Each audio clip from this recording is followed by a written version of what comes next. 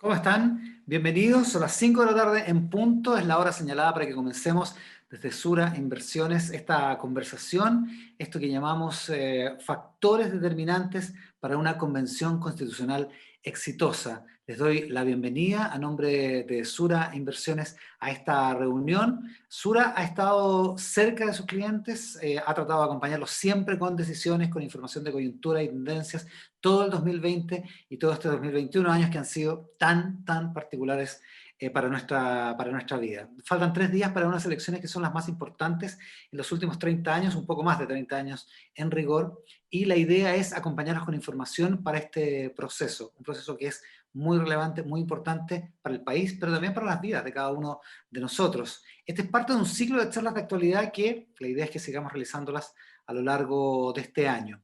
La idea de hoy, ya les voy a presentar a nuestro invitado principal, es una breve presentación introductoria de nuestro invitado que va a poner el marco, el contexto de lo que estamos viviendo, de cómo lo estamos viviendo y de cuáles son las reglas para el proceso constituyente que se está iniciando. Vamos a tener un chat disponible a través del cual pueden canalizar todas las inquietudes y las preguntas y vamos a tratar de ir dando la respuesta a todas durante esta conversación que vamos a hacer con Sergio Verdugo, que nos acompaña hoy, que actualmente es director del Centro de Derecho Regulatorio y Empresa y del Centro de Justicia Constitucional de la Facultad de Derecho de la Universidad del Desarrollo. Es además Master of Law de la Universidad de California, Berkeley, y doctor en Derecho Constitucional, además de editor asociado en el International Journal of Constitutional Law de la Universidad de Nueva York. Sergio, muchísimas gracias por estar con nosotros. Bienvenido.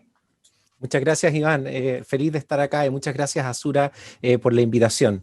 El objetivo de esta presentación es discutir dos cuestiones bien puntuales. Primero, entregar algo de contexto de cara a las elecciones, cuál es el texto que estamos modificando, para qué lo estamos modificando. Y segundo, cuáles son los dos grandes desafíos que a mi juicio enfrenta esta convención constitucional que se va a constituir probablemente a mediados de junio. Y de que se cumplan estos dos grandes desafíos depende el éxito de la convención y de ahí el título, ¿no? Factores determinantes del éxito de la convención. Primero, algo de contexto entonces. Ya tuvimos el plebiscito de entrada el año pasado, vamos a tener elecciones este fin de semana, cada persona va a tener derecho de votar por una sola persona, van a haber 2 días habilitados para la elección, sábado y domingo. Y después de eso vamos a saber quiénes son los convencionales constituyentes que se van a constituir en la convención constitucional, que tiene que primero instalarse, votar y elegir a su presidente, vicepresidente, y después entrar a negociar el reglamento de votación de la convención, que va a ser probablemente la batalla más importante al comienzo al menos del trabajo de la convención. La convención va a tener 9 meses para producir un texto constitucional que pueden ser prorrogadas por 3 meses adicionales y por lo tanto en el plazo de 1 año probablemente, es altamente probable que esta prórroga opere. Entonces la convención va a tener que producir un texto constitucional que se va a plebiscitar en un plebiscito de salida, donde el voto además va a ser obligatorio. ¿Ya? Obviamente que los cuestionamientos que se hacen hoy día a la constitución vigente de alguna manera van a jugar un rol importante y es esperable que jueguen un rol importante al interior de la convención constitucional. Por eso algunas cuestiones que están muy cuestionadas hoy día es importante prestar atención a cómo ellas van a operar en la discusión, porque ello nos puede ayudar a predecir hacia dónde va y hacia dónde va el debate. Entre ellas tiene que ver el Tribunal Constitucional, muy cuestionado, la existencia de leyes cuya modificación requiere de un quórum superior a la mayoría simple, especialmente las leyes orgánicas constitucionales, algunos silencios que tiene la Constitución actual en materia de derechos sociales. Nuestra Constitución actual reconoce algunos derechos sociales, pero la crítica es que no lo hace de forma suficientemente robusta y no incluye suficientes derechos sociales. Y después la crítica al llamado principio de subsidiariedad, entre varios otros temas. Es importante tener presente que lo que la Convención Constitucional va a reemplazar no es la Constitución original de 1980, sino que es la Constitución que está vigente hoy, que por supuesto muchas de sus normas se pueden trazar hacia el diseño original de 1980. Pero es importante tener presente que las dinámicas que quería estimular la Constitución de 1980 son muy distintas a las que estimula el texto actual.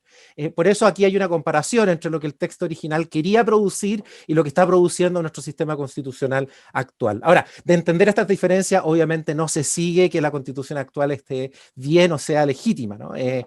Pero es importante hacer la precisión para que el diagnóstico que tengamos acerca de sus normas pueda ser hecho con mayor precisión. Las dinámicas de hoy día incluyen un multipartidismo que está muy lejano de la democracia de los acuerdos y de las dos coaliciones disciplinadas y estables que fueron diseñadas originalmente. Tenemos un tribunal constitucional muy relevante, muy cuestionado, pero muy relevante, incidente políticamente.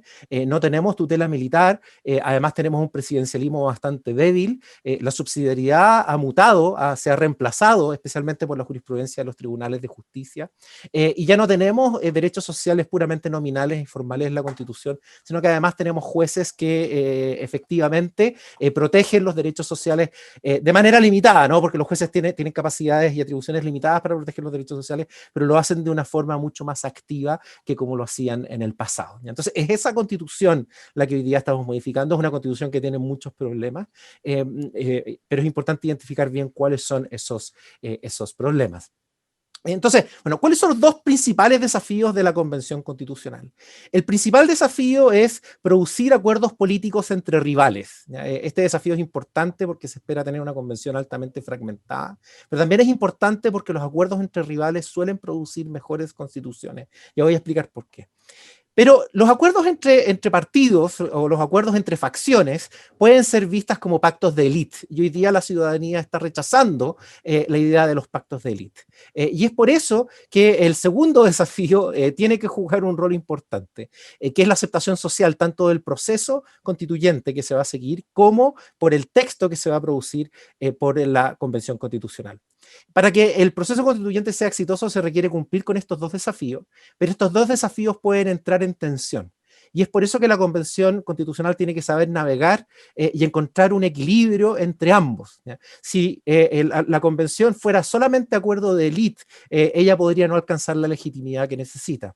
Pero si la Convención solamente aspira a generar canales participativos y transparencia, por ejemplo, sin preocuparse de que existan acuerdos entre las distintas facciones que están al interior de ella, se puede producir una muy mala constitución que no sea suficientemente inclusiva y representativa de todos nosotros, entonces puede tener un problema de legitimidad en el futuro. Y además puede arriesgar a no producir un texto constitucional. ¿Ya? Entonces, lo primero que quiero explicar es por qué son importantes los acuerdos. Aquí nosotros sabemos que hay muchas personas que están diciendo que los acuerdos políticos han perdido reputación, ellos pertenecen a otra época, hoy día se diría que no habría que transar mucho, todo lo contrario, habría que avanzar mucho más de lo que transar. Pero cuando uno habla de procesos constituyentes, los acuerdos juegan un rol muy importante. Hay una literatura relevante que estudia y compara los contenidos de las constituciones con las características que tienen los procesos constituyentes que las dieron lugar. Y hay buenos argumentos para sostener que algunos criterios que determinan que una constitución efectivamente limite el poder y cumpla con varias de sus funciones, es más probable que se consigan cuando hay acuerdos entre rivales a que cuando hay una imposición de alguna coalición que funciona de manera hegemónica. ¿Ya? Así, por ejemplo, una constitución producida por acuerdos es más factible que establezca un marco para las políticas públicas que sea compatible con distintas ideologías. De manera que si los socialistas o los liberales o los conservadores ganan las elecciones, puedan gobernar, implementar sus programas de gobierno sin necesidad de cambiar la constitución, y eso obviamente que le da estabilidad al país. ¿Ya? Además, cuando las constituciones son hechas por acuerdos entre rivales, como hay incerteza acerca de las posiciones políticas futuras de aquellos que participaron de los acuerdos, es más probable que hayan más estímulos para asegurar los derechos de las minorías, los derechos políticos de las minorías. Entonces, uno esperaría un catálogo mucho más robusto en temas como libertad de expresión y libertad de asociación en una constitución como esta. Lo mismo ocurre con la independencia de los jueces, ¿ya? tanto más importante que tener un buen catálogo de derechos fundamentales, incluyendo el derecho de propiedad, el derecho a la vida y varios más, es tener jueces independientes que tengan estímulos para proteger esos derechos y que la protección de los derechos no dependa del gobierno incumbente. Y también de los fiscales. Los fiscales son muy importantes porque la independencia de los fiscales garantiza que uno pueda esperar que gobiernos corruptos no se eternicen en el poder y que el aparato persecutor del Estado no sea utilizado para perseguir a la oposición. Y además, para fortalecer las instituciones financieras, ¿no? O sea, si nosotros tenemos incertidumbre electoral y tenemos competitividad en el sistema político, es esperable que uno quisiera tener instituciones financieras más sólidas para garantizar que los programas que ofrece la oposición y que el día de mañana pueden volverse mayoritarios se puedan implementar en la práctica. O sea, las reglas de disciplina fiscal, la autonomía del Banco Central y todas estas reglas que deben ser tratadas con especial cuidado técnico, es más probable que se produzcan cuando hay acuerdos entre rivales a que se produzcan cuando una sola coalición hegemónica quiera o espera estar en el poder por mucho tiempo. Lo mismo ocurre con la imparcialidad de las reglas electorales, ¿ya? Hay distintas... Aquí la evidencia que hay es bastante fragmentada, hay distintos estudios, hay estudios que se enfocan en los fiscales, en los tribunales constitucionales, hay estudios más teóricos, además que se preguntan cuáles son las condiciones que hacen que la democracia se pueda mantener y proteger a sí misma. Y hay otros estudios que sugieren, por ejemplo, que este tipo de procesos llevados por acuerdos es más probable que generen parlamentos bicamerales o que generen más límites al poder ejecutivo, ya para impedir el gobierno de las tiranías, ¿no? Y tener una constitución que refleje mejor los postulados del liberalismo político tradicional y del constitucionalismo clásico. Entonces, por eso los acuerdos son importantes. ¿Ya? Ahora, la pregunta que surge ahora es, ¿son posibles estos acuerdos en la Convención Constitucional? Y el primer problema con el que nos enfrentamos es el problema de la fragmentación. ¿Ya? La Convención Constitucional va a ser electa con una fórmula que es similar a la que se utiliza para elegir a la Cámara de Diputados. Y por eso yo aquí en la lámina les puse, esto lo tomé de una lámina de Kenneth Bunker, donde se muestra claramente que no hay ninguna mayoría. Y esto es algo deliberado del sistema electoral para producir la Cámara de Diputados, que hace muy difícil que una coalición pueda obtener mayoría, y es esperable que partidos minoritarios tengan algún tipo de representación. ¿Por qué? Porque este sistema no está diseñado para producir procesos políticos eficaces necesariamente, sino que está más diseñado para obtener mejores rendimientos a nivel de la representación, ¿no? Por eso se llaman sistemas proporcionales. Lo que voy a hacer ahora es explicarles de manera muy simple, sobre todo pensando que tenemos las elecciones este fin de semana, cómo opera el sistema electoral. Estoy tomando solamente un ejemplo ficticio ultra simplificado, ¿ya? Para poder hacer más fácil la explicación. Estoy asumiendo que hay 3 escaños, o sea, 3 cupos, ¿no? Hay 3 cargos que vamos a llenar en un distrito específico. Se presentan 3 listas y hay 190 votos, ¿ya? Solamente para efectos del ejemplo, para entender cómo esto ocurre. No estoy considerando la existencia de sus pactos ni nada, estoy considerando un distrito muy, muy pequeño, solamente para efectos de poder explicar cómo opera la fórmula. Entonces imaginemos que hay 3 listas. Cada lista presenta 3 candidatos tenemos candidatos hombres y candidatos mujeres, y como ordenan las reglas hoy día, se parte con la candidata mujer hacia arriba, y los votos están distribuidos de la manera como lo pueden ver acá. Entonces la candidata 1 de la lista 1 es la que arrasa, ¿no? Ella obtiene 90 votos, pero la candidata 7 de la lista 3 también obtiene un buen rendimiento electoral, saca 39 votos. Los otros candidatos no les va tan bien. La candidata 4 de la lista 2 obtiene 25, pero no son muchos. Entonces la pregunta que surge ahora es, bueno, ¿quién sale electo? Tenemos estos resultados electorales, ¿quién sale electo? Para saber quién sale electo, tenemos que seguir una operación para determinar el número de escaños asignados a cada lista. Y lo que hay que hacer aquí es tomar el número total de escaños que vamos a asignar, o sea, 3, dividir el total de votos acumulados de cada lista, no el total de votos que sacó cada candidato, sino que la suma de los votos de cada candidato por cada lista, y eso lo vamos a dividir por 1, después lo vamos a dividir por 2 y después lo vamos a dividir por 3. Si es que el distrito es muy grande, entonces vamos a tener que seguir haciendo la división, dividir por 4, dividir por 5, hasta completar el número de candidatos. Y esto nos va a dar algunos resultados, nos va a decir que en la primera división la lista 1 sacó 100 votos, en la segunda división la lista 1 sacó 50 y así. Y todas las listas quedan con este número. Bueno, ¿quién sale electo? Salen electos los 3 números más altos después de hacer este cálculo. Entonces, para este cálculo saldría electo entonces los 2 candidatos de la lista 1 y un candidato de la lista 2. ¿Ya? Y el candidato de la lista 3 no sale. ¿Ya? Y esto genera algunos efectos. Y aquí les marqué en rojos cuáles son los candidatos que salen. Si se fijan, por ejemplo, el candidato 3 de la lista 1, que sacó solamente 6 votos, sale electo dejando fuera a la candidata 7 de la lista 3, que sacó 39 votos. ¿Ya?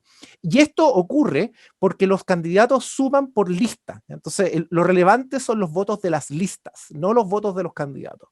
Los votos de los candidatos después sirven para distribuir los escaños dentro de las listas si es que la lista sacó más de algún escaño. Pero primero hay que determinar el número de escaños. Entonces, la pregunta es, ¿cuál es la lista más votada al final del día para asignar el número de escaños que corresponde? Y por eso a mucha gente le parece contraintuitivo que una persona que saca muchos votos quede fuera y una persona que saque pocos votos quede dentro. La lógica del sistema está pensada para representar ideas, plataformas, programas políticos de personas que deciden ir juntas y no a personas específicas. Esa es la lógica del sistema. Y es por eso que es importante que dentro de los candidatos que haya en una sola lista haya suficiente afinidad ideológica, porque cuando uno vota por un candidato específico dentro de una lista, ese voto va a ser útil para que toda la lista sume.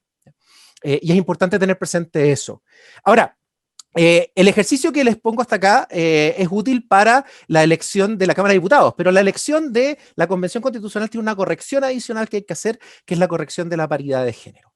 Los distritos que eligen escaños pares tienen que tener 3 hombres y 3 mujeres. Los distritos que eligen escaños impares pueden tener una diferencia de no más de una persona. Entonces, en este ejemplo, vamos a sacar 3 escaños y solamente entonces pueden haber un máximo de 2 mujeres o un máximo de 2 hombres.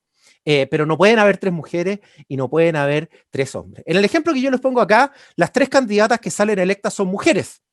¿Ya? Pero eso está mal. Eso está mal de acuerdo a la regla de la paridad. Entonces, la pregunta que surge ahora, ¿a qué candidata dejamos fuera? Porque el sexo subrepresentado, en este caso los hombres, tenemos que hacer que uno de ellos entre. Entonces, la pregunta es, ¿qué hombre entra y qué mujer sale?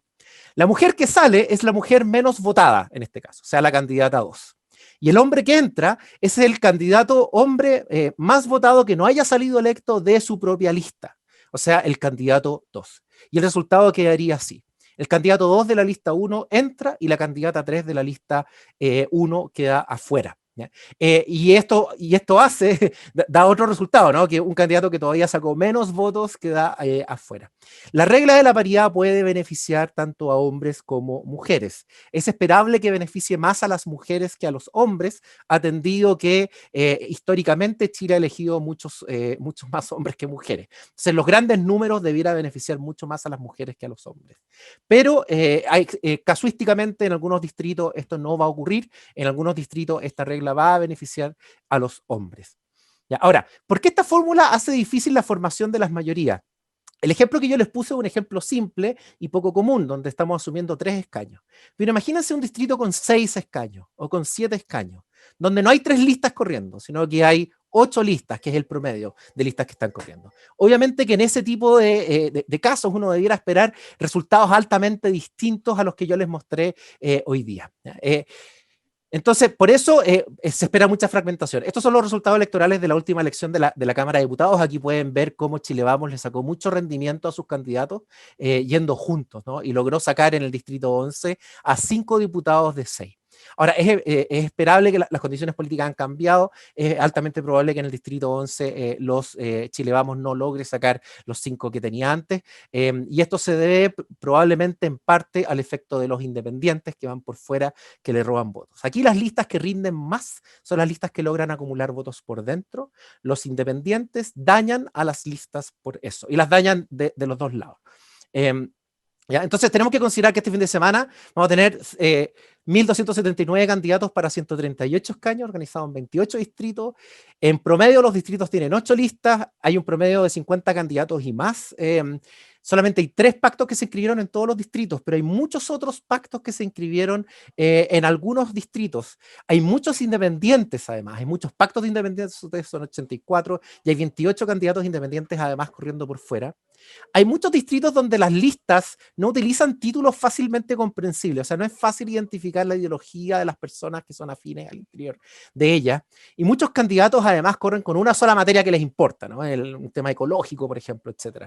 Entonces, todo esto añade más complejidades al sistema proporcional para cumplir sus objetivos, y eso hace que la fragmentación que vayamos a tener sea probablemente incluso más alta que la que observamos hoy día en la Cámara de Diputados. Aquí está lo que ocurre en el distrito 11, ¿no? El efecto paridad puede hacer que alguna mujer quede fuera, que entre algún hombre, y aquí está la foto de Henry Boyce, ¿no? Que es un candidato de derecha que le está quitando votos a la lista de Chile Vamos.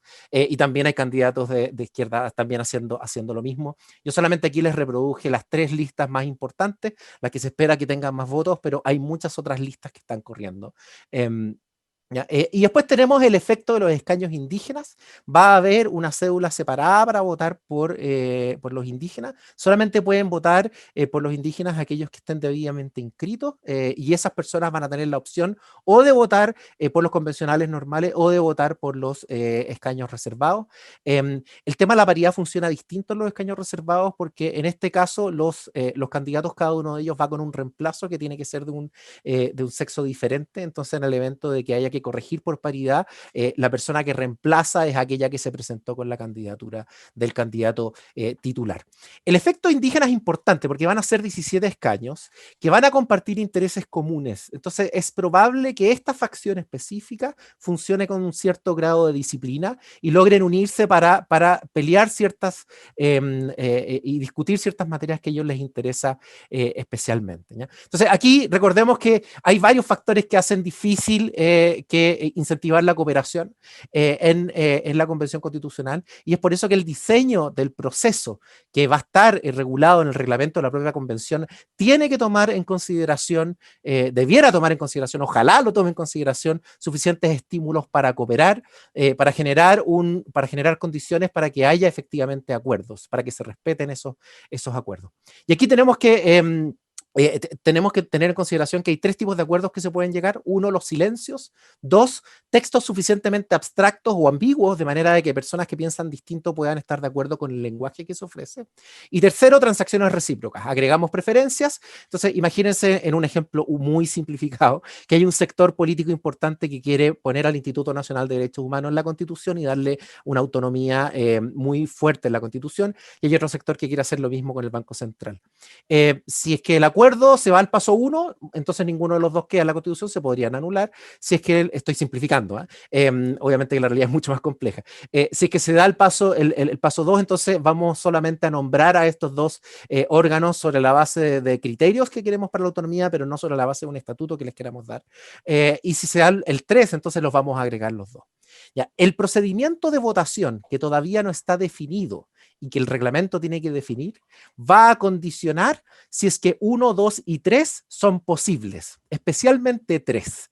Si es que yo adopto una regla del procedimiento de votación por la cual los proyectos solamente se van a votar una sola vez, no se va a admitir una doble discusión y la discusión va a ser casuística, entonces es altamente probable que el 3 sea difícil de cumplir, que no haya suficiente espacio para concesiones recíprocas. Y eso se debe a que no van a haber suficientes garantías para cumplir los acuerdos. Hay una alta desconfianza entre las distintas facciones y esa desconfianza necesita un sustituto por la falta de confianza, una garantía de que se van a cumplir los acuerdos. Entonces, una votación doble puede facilitar eso. Y por eso es que esta diferencia, ¿no?, entre quienes proponen una votación casuística por una sola vez, parte por parte, obviamente que produce resultados distintos que aquellos que producen, como Sebastián Soto, por ejemplo, que está proponiendo la circularidad, o alguien como Rodrigo Correa, por ejemplo, que está proponiendo un voto final de la Constitución como un todo, que es una idea que varios otros han promovido. Ahora, hay una falta de confianza de muchos sectores sobre la base del procedimiento de votación. Esta no va a ser una negociación fácil. Hay algunos que creen que tener una doble doble votación puede darle un poder de veto excesivo al otro sector, y hay otros que creen que no tener esta doble votación puede significar además producir una constitución inconsistente, una constitución que tenga demasiado silencio, que no dé suficientes garantías.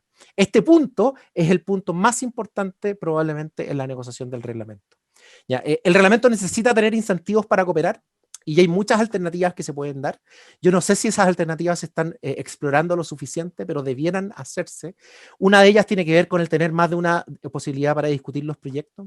Otra tiene que ver con la posibilidad de que en el evento que hayan bloqueos, eventualmente una comisión pueda proponer soluciones a esos bloqueos y sesionar incluso con confidencialidad. Hay una demanda alta por transparencia, entonces esta idea de que una sesión de alguna comisión de manera excepcional pueda funcionar por confidencialidad ha sido resistida por muchas personas. Después la idea de la utilización de un consenso suficiente al interior de las comisiones para alcanzar suficientes apoyos políticos antes de que las materias lleguen al pleno.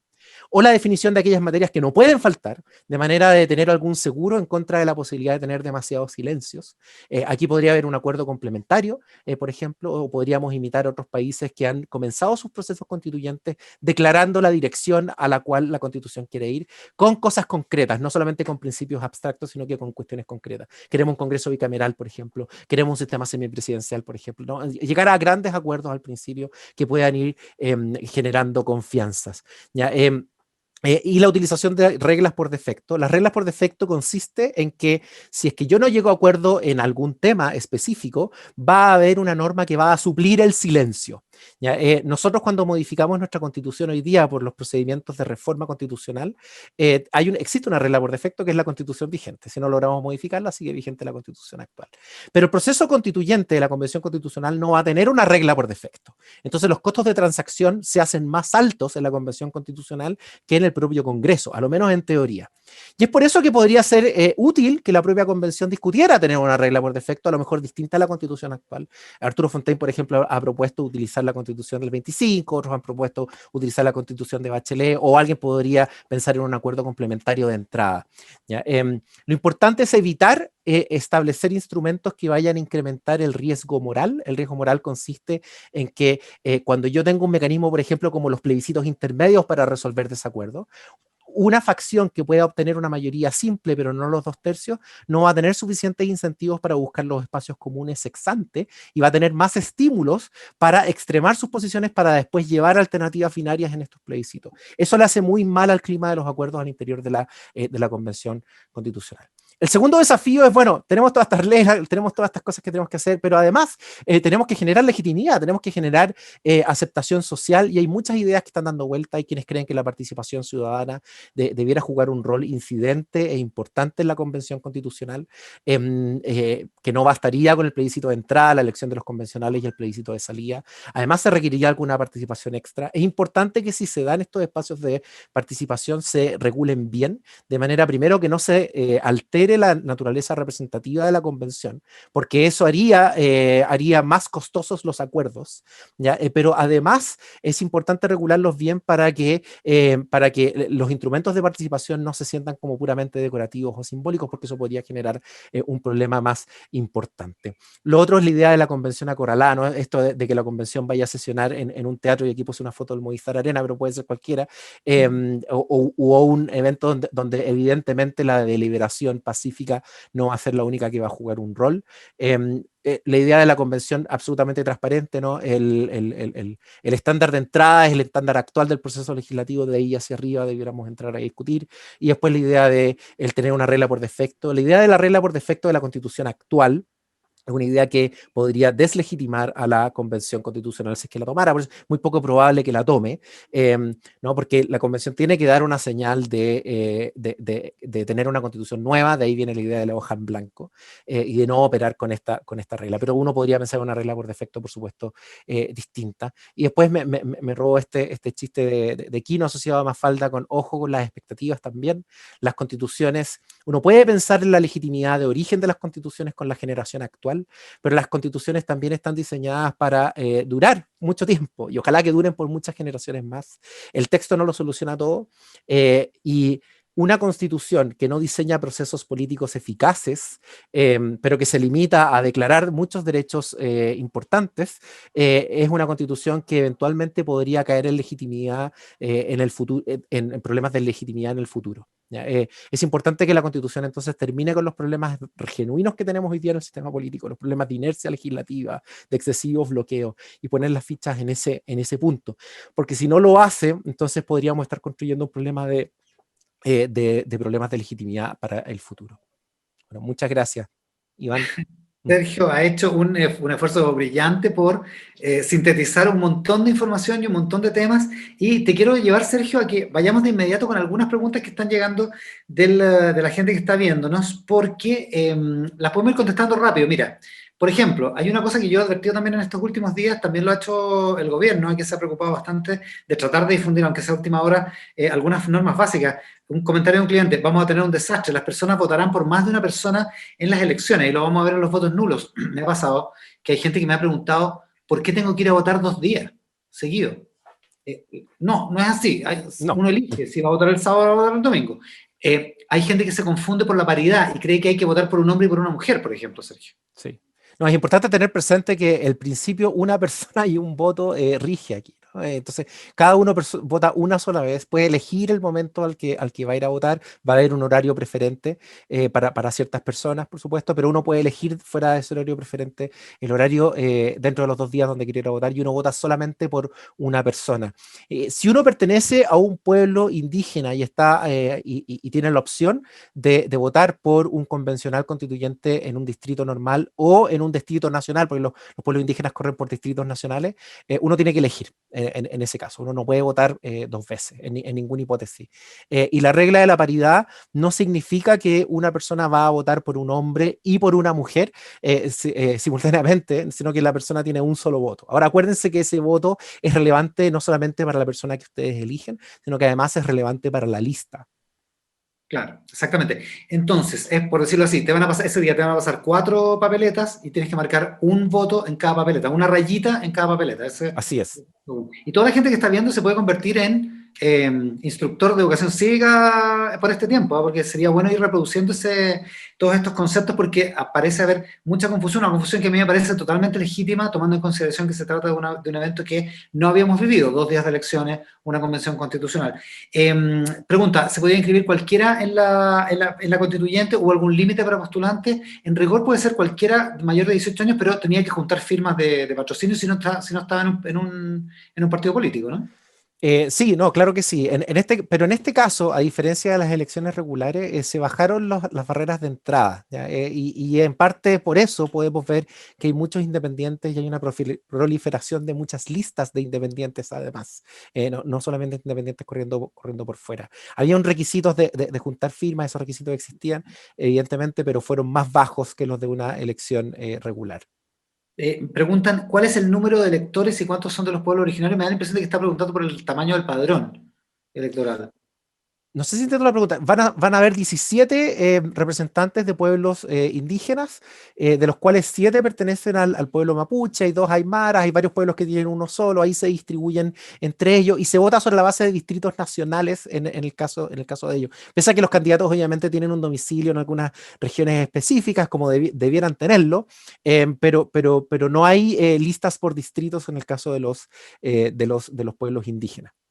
Y hay un padrón electoral de como 1.200.000 personas que pueden votar y pueden elegir votar por pueblos originarios. Sí, Para ellos otro pueden padrón, tomar la decisión, claro, exactamente. exacto. Y en el padrón general hay 14 millones y medio de personas, pero por problemas legales está incluido mucha gente que ya falleció. Pregunta respecto del procedimiento: ¿qué pasa si no se llegan a acuerdo? ¿Cuánto tiempo pueden demorar los acuerdos? ¿Y qué pasa si no hay acuerdo en la convención? Mira, es una pregunta muy importante. Si es que no se llega a los 2 tercios, ¿no? La Constitución actual define de que las normas deben ser aprobadas por 2 tercios, y también deben ser aprobados por 2 tercios el reglamento de votación de las normas. Si es que no, si es que la Convención no es capaz de producir un texto constitucional, la Convención va a fracasar. Y la Constitución vigente va a seguir técnicamente vigente, va a seguir rigiendo, y eso obviamente podría generar una desilusión muy, muy alta en las expectativas que están puestas en este proceso, y uno podría especular sobre la crisis política que eso podría significar. Una pregunta que tenemos que hacernos: ¿qué pasa si se cumple el plazo y todavía no hay un texto? O cómo tenemos que interpretar que existe un texto. Hay algunos, por ejemplo, que están proponiendo de que no se apruebe la Constitución como un todo, sino que se apruebe como solamente por partes. ¿Qué pasa si se aprueban algunas partes pero no otras? Hay algunas partes que son esenciales para una constitución. ¿Puede haber una constitución sin un régimen de gobierno, por ejemplo? ¿Cuántos silencios aguanta la constitución? Para responder a estas preguntas es importante prestar atención a quienes manejan la agenda, quienes toman la decisión sobre la base, por ejemplo, de proponer propuestas para desbloquear. Hay varias propuestas dando vuelta. Por ejemplo, si no se consigue los 2/3 respecto a un tema, pero sí se consigue una mayoría simple, podría generarse una comisión que trabajara en una propuesta para votar de nuevo esto. Pero el reglamento tiene que habilitar este tipo de cuestiones. Y es importante diseñar un sistema que sea lo suficientemente inclusivo y que tenga suficientes estímulos para la cooperación, para que ese tipo de instrumentos además sean exitosos. Quiero que volvamos sobre el reglamento en un momento más, pero antes, una pregunta que está súper relacionada con lo que estabas diciendo. ¿Cuáles son los contenidos mínimos que deberían considerar una constitución y si esos mínimos ayudarán a los actuales problemas que está planteando la ciudadanía? Mira, técnicamente, jurídicamente, por lo menos, no existe algo así como contenidos mínimos. Los constitucionalistas hemos discutido bastante qué es lo que define una constitución. Y la mayoría de los constitucionalistas te va a decir: mira, la constitución está definida por la distribución del poder, la regulación del poder, y los derechos fundamentales. Entonces uno podría esperar que a lo menos esas dos cosas estén en una constitución. Pero cuando empezamos a hilvanar más fino cuáles son esos derechos fundamentales, de qué manera tienen que estar regulados esos derechos fundamentales, cuáles son los órganos del Estado que tienen que estar regulados, uno se puede encontrar con más diferencias. Entonces, no es una pregunta, es una pregunta fácil de contestar en la teoría, pero no es una pregunta fácil de contestar con una respuesta que sea efectivamente operativa. Yo creo que la respuesta a esa pregunta en la práctica, para lo que importa, va a ser mucho más política y va a depender justamente de si los acuerdos se pueden dar o no se pueden dar.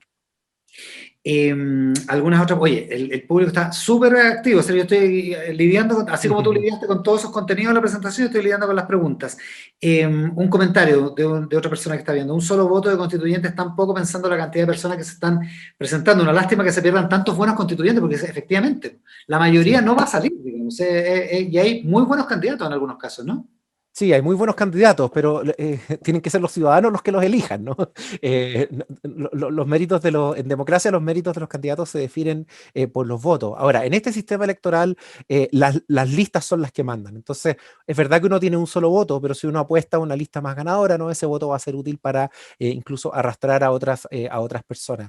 Yo creo que más importante que los méritos técnicos que tengan los candidatos es la capacidad de diálogo que los candidatos tienen, justamente por el problema de los acuerdos. O sea, mi consejo aquí es: si tú, ojalá encuentres un candidato que te satisfaga en sus méritos técnicos y profesionales y también en la capacidad de diálogo, pero si no encuentras un candidato que satisfaga esas dos cosas y tienes que elegir entre los méritos técnicos y la capacidad de diálogo, elige la capacidad de diálogo. Ya, bueno, mira, hay algunas preguntas que son individuales, como por ejemplo, ¿qué pasa?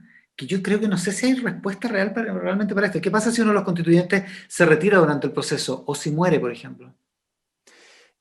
Mira, hay reglas de reemplazo que están asumidas, traídas desde las reglas para el Congreso. Entonces aquí hay que distinguir si el constituyente pertenece o no a un partido político cuando fue electo, y se generan las mismas reglas para completar las vacantes que tenemos hoy día para el Congreso, lo que obviamente genera varias críticas, ¿no? Estas no son reglas que sean especialmente populares. Mm. Ya, mira, hay un tema con el reglamento, por lo que estoy viendo en las preguntas de nuestro público. Eh, a ver, eh, ¿cómo se define la agenda de los temas a discutir? Alguien pregunta: ¿aún no está definido el reglamento? ¿Quiénes lo van a definir? ¿Cuáles son los temas que dicen que no es necesario el quórum de 2/3? ¿O entendí mal que hay temas que no requieren este quórum? Hablemos del reglamento, que va a ser realmente la primera discusión. Bueno, la primera discusión de todas va a ser elegir la mesa de la Sí. convención constituyente, quién la va a presidir. Primero hay que ponerse de acuerdo ahí, de acuerdo a cómo funcionan las mayorías. Pero después viene la discusión del reglamento. Hablemos un poco de eso para explicar qué es lo que está por verse y cómo opera este quórum de 2/3, que en rigor es el quórum que opera sobre todo el trabajo de la Convención Constituyente, ¿no?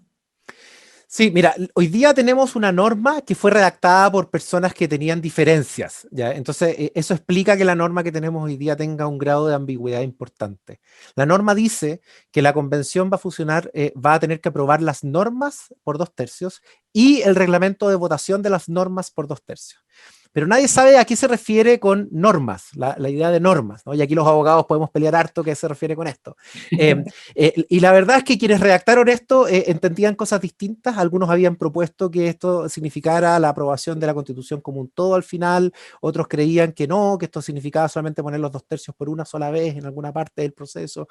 Acordaron el lenguaje, pero no acordaron los detalles. Entonces le va a corresponder a la Convención Constitucional en el reglamento acordar los detalles para hacer operativa esa regla. Hoy día no sabemos cómo esa regla va a operar. Hay algunas propuestas que están sobre la mesa, pero es muy difícil que los partidos políticos y los convencionales quieran sentarse a conversar antes de las elecciones, ¿ya? Y es por eso que no hemos visto propuestas de partidos políticos todavía. Hemos visto propuestas de centros de estudios, de académicos, pero propuestas de partidos políticos todavía no hemos visto. Y esta es una regla muy importante, porque más allá del detalle que se decida adoptar, lo relevante es que la regla que se adopte genere confianzas entre aquellos que son rivales, aquellos que van a competir por el poder el día de mañana. Y es por eso que este es un tema tan importante. Es importante también tener presente que no existe un plazo para dictar el reglamento, ¿ya? Hay algunos países que en sus propias asambleas constituyentes tenían una regulación distinta. En Colombia, por ejemplo, el presidente Gaviria en su época tenía una propuesta de reglamento y la asamblea constituyente tenía 10 días para dictar su propio reglamento, y si no cumplía con ese plazo iba a regir la regla por defecto presentada por el presidente Gaviria. Entonces tenían incentivos, se pusieron de acuerdo rápido, empezaron a negociar antes de la instalación incluso, tenían una presidencia tripartita que representaba distintas facciones, que funcionaba por unanimidad y lograron sacar adelante un reglamento dentro de plazo. Chile no tiene algo así, ¿ya? Nosotros no tenemos un plazo, tampoco tenemos una regla por defecto, y esto hace que los costos de transacción sean especialmente altos y hace que sea muy desafiante además la negociación por el reglamento. Aquí vamos a necesitar de verdad personas con capacidad de diálogo. Hablemos del mecanismo de discusión, porque mira, noto mucha preocupación en las preguntas que están llegando sobre estos puntos. Mira, ¿cuánto va a afectar la popularidad en la exposición de temas? A lo mejor vamos a ver manifestaciones que obliguen o que direccionen a los de la Asamblea a ceder. ¿Hay alguna definición para que los desacuerdos se discutan en privado o esto va a provocar un circo en matinales nuevamente para presionar decisiones? ¿Se darán a conocer los acuerdos a los que van llegando durante el proceso o solo vamos a saber al final? Hay un tema, digamos, Sí. con todo eso que de hecho estaba recogido en la presentación con esta idea del Partido Comunista de rodear la convención, digamos. Claro. Sí, son cosas distintas. Una cosa es quién puede asistir a las sesiones y otra cosa distinta es cuáles son las técnicas de transparencia que pueden haber. A mí la regla que más me gusta para esto es tener que todo sea hecho por streaming, de manera que cualquier persona pueda verlo, pero que no se permita la asistencia de público, salvo por la prensa, que se permita la asistencia de la prensa, para evitar que hayan, porque cuando uno permite la asistencia de público y los cupos son escasos, suele haber un problema de captura de algunos grupos y un problema de autoselección en quienes asisten, ¿ya? Entonces, para garantizar que hay una debida deliberación y garantizar la transparencia, uno podría llegar a una regla donde las cosas se transmiten por streaming. Ahora, hay quienes han propuesto, y yo soy uno de ellos, que haya algunas sesiones que se puedan dar de manera confidencial, justamente para que aquellos que estén negociando tengan estímulos para mirarse entre ellos y negociar entre ellos y menos estímulos para argumentarle a sus audiencias externas, ¿no? Cuando uno tiene una transparencia muy grande, las personas que están participando en la negociación tienen más estímulos para hablarle a la audiencia externa que a su rival. Pero si tú le hablas al rival con sinceridad, en un espacio confidencial, es más factible que tú encuentres los límites de la posición del otro y encontrar un espacio común. Por eso es que la confidencialidad puede ser una regla muy útil, y es una regla que además se ha utilizado en procesos constituyentes importantes, en el caso español, en el caso de Estados Unidos, ha demostrado tener buenos frutos, pero es una regla que está sujeta a una crítica que es muy sensata, que es la crítica, por por la necesidad de transparencia y representación. Cuando tú tienes representantes que están empoderados, que van a cumplir un mandato, esos representantes tienen que dar cuenta a sus electores y la transparencia es una técnica para que ellos rindan esa cuenta. Entonces, si nosotros vamos a limitar la transparencia, tiene que ser de forma muy excepcional y muy bien justificada. Ya, por eso yo no soy partidario de que todas las sesiones sean hechas en confidencialidad, sino que solamente soy partidario de que existan espacios de confidencialidad cuando se identifiquen materias que estén amenazando con bloquear la aprobación de la nueva constitución. Cuando se dé esa hipótesis, generar una comisión compuesta por los líderes de las distintas facciones que puedan sesionar en confidencialidad y pagar el costo de tener el costo democrático de tener una sesión confidencial puede ayudar a desbloquear materia y a hacer más eficaz a la Convención Constitucional, y por eso es una idea que yo he defendido, pero no es una idea fácil, porque hoy día existe, muchos políticos sobre todo están con un discurso muy pro transparencia que es bastante absolutista, no están dispuestos a discutir el matiz. Ahora, lo que puede ocurrir, y discúlpame que me alargue un poco, Iván, pero este es un tema muy, muy importante, lo que puede ocurrir es que cuando tú no generas estos espacios para que haya un diálogo franco entre quienes piensan distinto, se generan discusiones informales en los pasillos o fuera de, ¿no? Alguien le llama el café. ¿Ya? Ahora, el café es mucho más opaco y tiene muchos otros problemas además. ¿Ya? Lo relevante para efectos de la legitimidad es que la población no observe en la Convención Constitucional aquellas prácticas políticas que suele asociar con la vieja política que rechaza. ¿Ya? Entonces, si ese café se identifica y se ve como opaco, a lo mejor podría ser un remedio peor que la enfermedad, ¿no? En ese caso es mejor tener una regulación. Es interesante el punto, porque lo que Sí, está en juego por ahora es la consigna de la cocina versus la transparencia. Y la así transparencia es. sería moralmente virtuosa, la cocina perniciosa o más bien malvada, de hecho.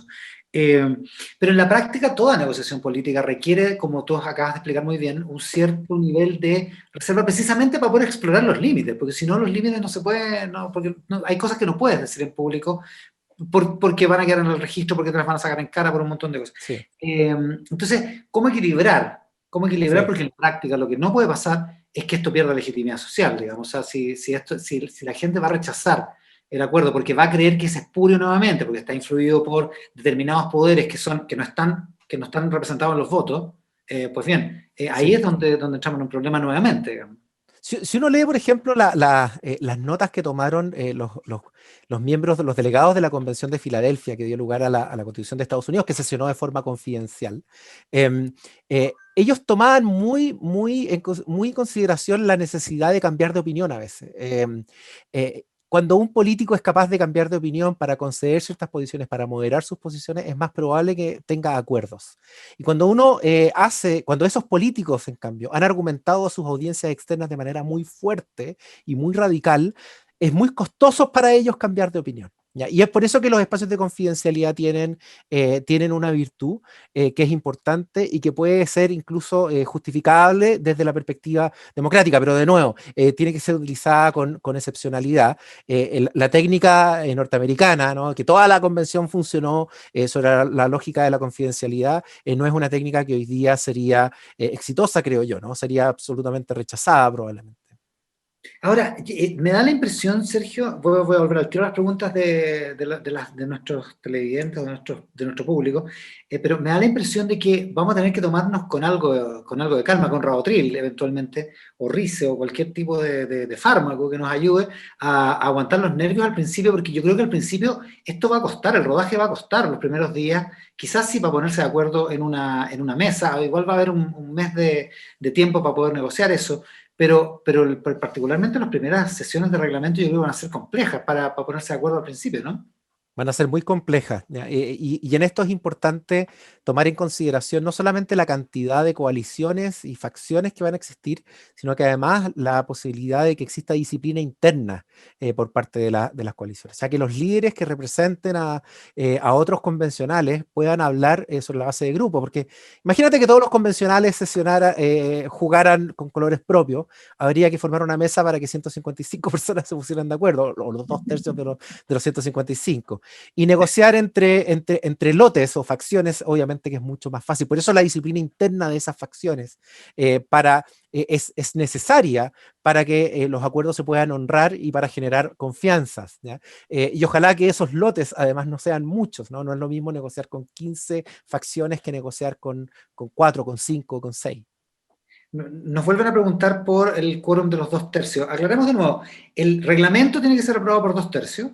Sí. Después, ¿qué cosas se aprueban por 2/3 o qué cosas no se aprueban por 2/3? Mira, lo que dice la norma actual es que el reglamento de votación se adopta por 2/3.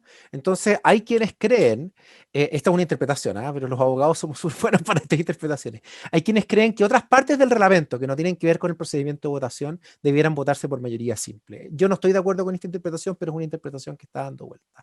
Y otra idea tiene que ver con las normas.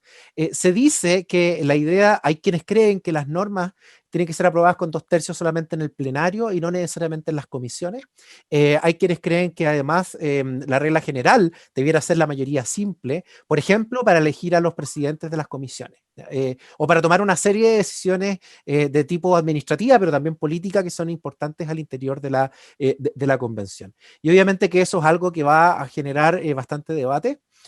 Yo creo que aquí hay que distinguir muy bien lo que es el debate jurídico, ¿no? Lo que la norma exige, de lo que es deseable, lo que es conveniente.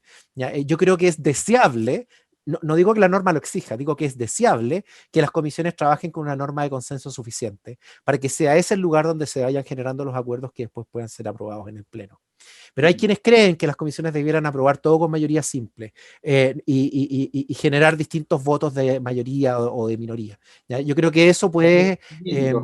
sí, eso, o sea, si tú sumas esa técnica con la técnica de votar todo de forma casuística, con una mayoría simple que determina la agenda y con una sola discusión, yo creo que es una receta para el desastre. ¿Ya? Si eso se da, yo me preocuparía muchísimo. Dependeríamos mucho de que existan líderes responsables. ¿Ya? Y yo creo que no hay que depender tanto de la existencia de líderes responsables, hay que depender más de procedimientos bien establecidos. Tú confías más en los procedimientos que en las personas. El problema dicen que el problema son los abogados, porque hay una norma, 2 abogados y 3 interpretaciones. No, claro, sí. Pero bueno, dos cosas que me parece que exceden un poco el tema de esta charla, pero igual es interesante y que nos preguntan desde el público. ¿Cuáles son las cosas tan graves en la Constitución actual? ¿Es solo que fue escrita en dictadura o hay algo muy grave en la Constitución? Y lo otro, que tiene que ver con la última lámina, con la caricatura de Mafalda, ¿por qué la ciudadanía entiende que los problemas actuales se solucionan con escribir una Constitución? ¿Qué en concreto podría llegar a cambiar? ¿Me podrían dar ejemplos? Mira, para contestar la pregunta de cuáles son los problemas de la Constitución actual, hay que entender cuáles son las funciones que una Constitución debiera cumplir e identificar cuáles son aquellas que la Constitución actual no cumple. Una Constitución debiera servir para legitimar los procesos políticos que se generan bajo ella y para legitimar las instituciones que están bajo ella. Esa función, yo creo que nuestra Constitución hoy día no la está cumpliendo. Podemos discutir cuáles son los motivos de esto, ¿ya? Y yo creo que aquí hay quienes lo asocian al origen, hay otros que lo asocian a una clase política que la ha rechazado. Podemos culpar a distintas causas, ¿ya? Pero lo cierto es que hay una función de legitimidad social que la Constitución actual no está cumpliendo. Es una Constitución que divide a los chilenos hoy día. Eso es un punto. El segundo punto tiene que ver con los procesos políticos ineficaces que la Constitución actual establece. Aquí los constitucionalistas tenemos divisiones, hay distintas opiniones. Hay quienes creen que el gran problema de la Constitución actual consiste en el exceso de mecanismos para vetar lo que las mayorías quieren hacer. Entonces, tener leyes que se aprueben con un quórum muy alto, tener un tribunal constitucional con control preventivo de la constitucionalidad de las leyes que impide que ellas se promulguen, serían mecanismos que hacen que el proceso político hoy día sea poco democrático porque impediría que las mayorías se puedan expresar bien. Yo tengo un diagnóstico diferente. ¿Ya? Mi opinión es que el cóctel constitucional que tenemos hoy día, que es el fruto de todas las reformas que le hemos hecho a la Constitución actual y también a normas que están bajo la Constitución, han generado una inconsistencia en las tres grandes dimensiones de nuestro sistema político: el sistema de partidos, el sistema electoral y la forma de gobierno. Estas tres dimensiones no están conversando bien y el hecho de que no conversen bien hace que tengamos procesos legislativos poco eficaces, donde hay pocos incentivos para formar coaliciones de gobierno que perduren en el tiempo y por el contrario muchos incentivos para generar pactos electorales de corto plazo que terminan rápidamente. Y esto hace que haya mucha indisciplina de parte de todas las facciones que estén cumpliendo. Entonces es difícil llegar a acuerdos, es difícil sacar adelante las cosas. Es mucho más fácil formar mayorías negativas, ¿no? Como lo vemos todos los días, que formar mayorías positivas a favor de algo. O sea, es más fácil formar, dicho de otro modo, formar mayorías para rechazar algo que formar mayorías para aprobar algo. Entonces esto hace que áreas sensibles que a los chilenos les importan mucho, como seguridad social, como vivienda, como salud, no tengan una solución racional, siendo que hay muchas propuestas, ¿no? Hay mucho debate, pero no tengan una solución por la inercia legislativa y los bloqueos que se generan. Por eso yo creo que el rol más importante de la convención en los contenidos es un rol que aparece un poco desconectado del discurso que hoy día vemos sobre la base de los derechos sociales. Los derechos sociales garantizados en la Constitución pueden ayudar en algo, ¿ya? Pero no van a resolver el problema de la inercia legislativa y de los bloqueos. Lo que va a resolver ese problema es la construcción de un proceso político coherente. Entonces tenemos que fijarnos en las fechas de las elecciones, tenemos que fijarnos en el modo como elegimos al presidente de la República, a la posibilidad de tener un primer ministro, al sistema electoral que no genere la fragmentación que esté generando hoy día, a cómo las dos cámaras se relacionan entre ellas, al régimen de los partidos políticos. Es el tipo de preguntas que juntas debieran generar una cosa consistente. Nuestro sistema hoy día es inconsistente porque las modificaciones que se le han hecho a la Constitución del 80 no han conversado bien entre sí, se han hecho de forma incremental y han generado un cóctel, pero cuando se modifica el sistema electoral no estaban discutiendo el periodo del presidente de la República o la forma de gobierno al mismo tiempo. Tenemos que tener esta discusión simultáneamente. Para mejorar lo que está, por claro, o sea, de alguna manera, lo que estamos viviendo hoy es porque está crujiendo nuestro entramado, digamos. Si es que te estoy interpretando bien, digamos. Así lo veo yo, así lo veo yo. Una cosa, déjame devolverme una cosa que se me había pasado entre las preguntas. ¿Cómo crees que va a operar el riesgo de, si no hay acuerdo, opera el silencio y por lo tanto puede ser una ley de mayoría simple fuera de la Sí. Constitución? Y de que, ¿cuál es el riesgo efectivo de que se bloquee materia a propósito? Que hay un tercio que quiera bloquear a propósito una cosa como la independencia del Banco Central, por ejemplo, que es el caso más que se ha ejemplificado más, para después tramitar eso como ley simple. ¿Crees que existe un riesgo efectivo de que eso ocurra o el reglamento o la misma dinámica constitucional puede servir como desincentivo para algo así? Depende del procedimiento de votación. Un procedimiento de votación que permita una doble discusión hace más factible el acuerdo tipo 3 que yo te decía, o sea, el de las concesiones recíprocas. En ese escenario, entonces, es más improbable que se generen silencios de ese tipo. Pero si tú tienes un procedimiento distinto, se pueden generar ese tipo de silencio. Ahora, en el caso del Banco Central en particular, si el Banco Central no estuviera regulado en la Constitución, o imagínate que el Banco Central, una norma muy importante del Banco Central, que es aquella que le impide al Banco Central hacer préstamos directos e indirectos al fisco. Imagínate que esa norma no queda en la Constitución. ¿Significa que esa norma deja de existir? La respuesta es no. Y es no, porque todas estas cosas están reguladas en la ley. Por eso, lo primero que hay que tener es claro es que aquí la ley y la Constitución son un complemento. La Constitución no regula cuestiones importantes del Banco Central para la autonomía del banco. La Constitución no regula, por ejemplo, el modo como se eligen los consejeros, el modo como uno puede remover a los consejeros del Banco Central. La existencia de un consejo colegiado no está en la Constitución. La Constitución dice que eso está en la ley orgánica constitucional. Está en la ley orgánica, está en la ley orgánica. Entonces, si rige una nueva constitución o se escribe una nueva constitución, en el momento en que rija, no sigue rigiendo la misma ley orgánica constitucional a pesar de que haya materias que podrían contradecirla. Mira, si es que hay materias que la contradigan, hay que prestar atención a dos cosas. Primero, las normas transitorias que la nueva Constitución tenga, que pueden resolver estos conflictos. Y si hay normas que contradigan a la regulación del Banco Central dentro de la Constitución, la regulación del Banco Central no se toca, y no hay normas transitorias, arriesgamos aquella judicialización del problema, y van a ser los jueces al final los que van a tener que resolver esa controversia. Pero hay algo importante que yo quería decir antes, porque Las principales garantías de autonomía del Banco Central hoy día están en la ley orgánica y no necesariamente en la Constitución, fuera de esta prohibición que yo te mencionaba antes, que está en el artículo 109. Ahora, es altamente probable que la Convención Constitucional modifique otras cosas que indirectamente alteren el estatus de la ley orgánica del Banco Central. Por ejemplo, la Convención podría acordar que se termine con las leyes de supermayoría, con las leyes orgánicas constitucionales. Si es que eso ocurre, entonces la ley orgánica del Banco Central pasa a tener una categoría distinta, pasaría a tener un estatus de ley simple y no de ley orgánica. Claro, y si eso ocurre, entonces para modificar esa ley hay dos cosas que no se van a requerir. Una, que pase por el control preventivo del Tribunal Constitucional, y dos, que se obtengan los 4/7 de los diputados y senadores en ejercicio, que es la regla que rige hoy día.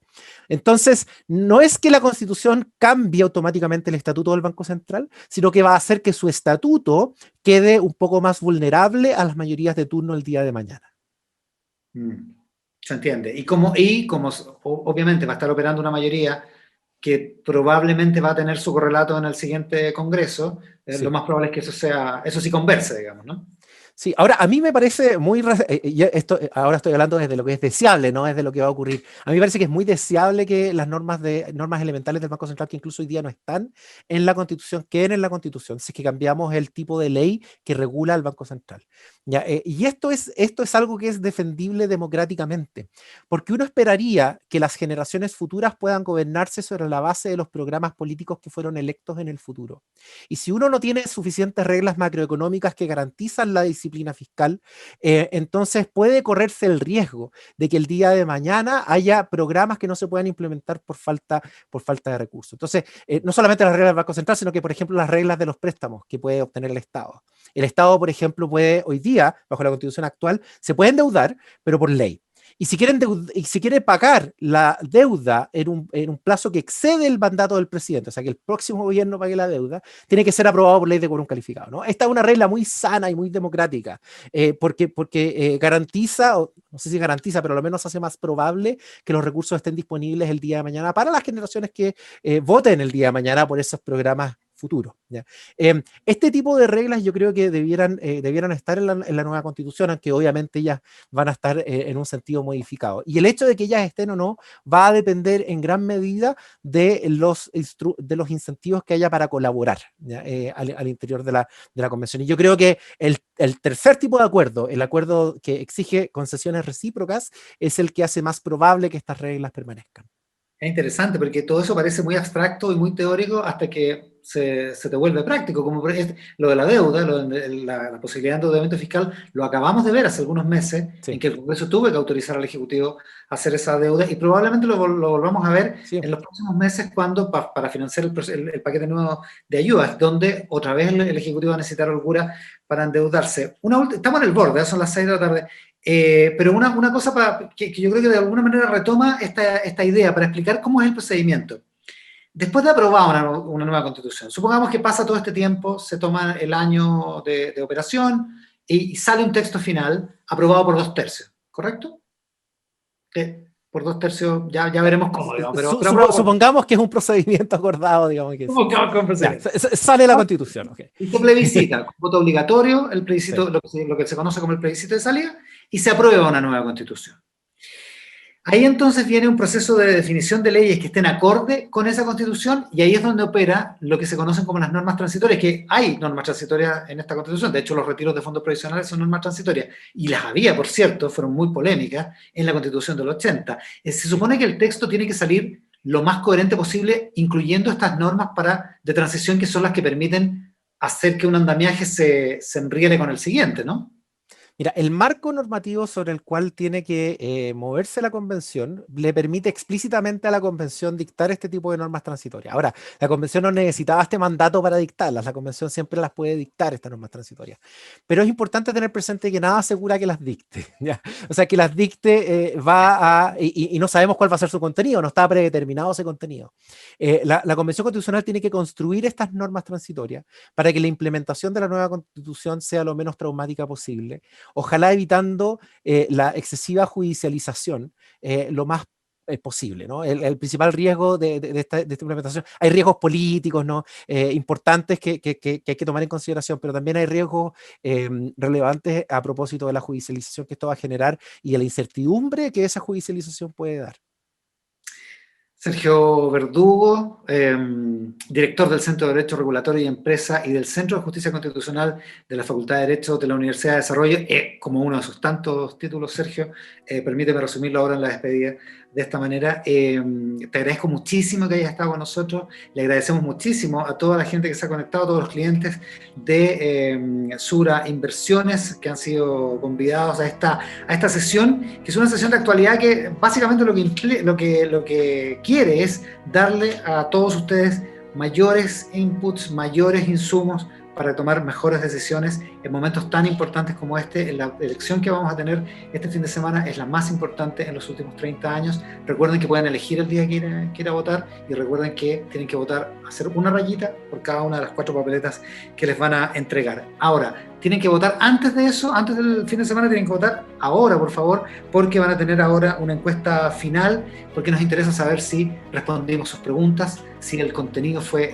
el adecuado. Estamos seguros que van a estar felices con la presentación y las palabras de Sergio, así que muchísimas gracias por acompañarnos. Sergio, muchas gracias por estar con nosotros también. Muchas gracias a ti, Iván, un placer estar acá y gracias a Sura por la invitación. Gracias también a la gente de Sura Inversiones y por supuesto nos encontramos en una próxima oportunidad, ojalá, y gracias por haber acompañado toda esta sesión. Muy buenas tardes.